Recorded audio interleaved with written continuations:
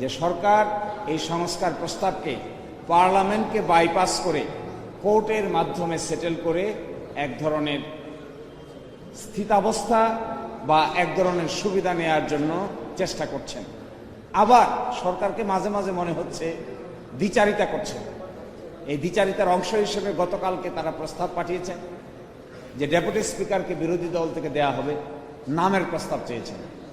অথচ ডেপুটি স্পিকারের এই বিরোধী দল থেকে দেয়া হবে এটা একমত পোষণ করা হয়েছিল যে 30টি প্রস্তাবের মধ্যে এটাকেও আজকে রুলের অংশ করা হয়েছে। একদিকে বলছেন ডেপুটি স্পিকার দেওয়া হবে, নাম দেন, আরেকদিকে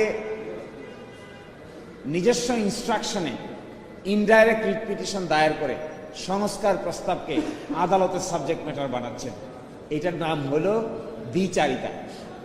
আমরা মনে করি এই যে একটি কাজ করানো হলো, এর মাধ্যমে নিজের পায়ে নিজেই কোরাল মারার চেষ্টা করছে একটি রাজনৈতিক দল।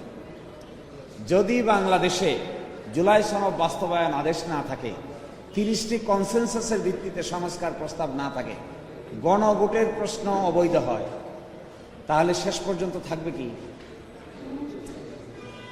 শেষ পর্যন্ত নির্বাচন থাকে, সরকার থাকে, নিজের গদি থাকে, সবকিছুই বড় ধরনের প্রশ্নের সম্মুখীন হবে। তো এই দায়িত্ব তাদেরকে নিতে হবে যারা এই প্যান্ডোরার বক্স ওপেন করাচ্ছেন। They have to take the responsibility on their shoulder. জাতীয় জীবনের এত বড় গুরুত্বপূর্ণ বিষয়কে ডিজাইন করে আদালতের সাবজেক্ট ম্যাটার বানিয়ে পার্লামেন্টকে পাশ কাটানোর যে কৌশল, এটি অতীতেও ভালো কোনো কৌশল হিসেবে প্রমাণিত হয় নাই। So again, the same strategy is being administered by some group of people.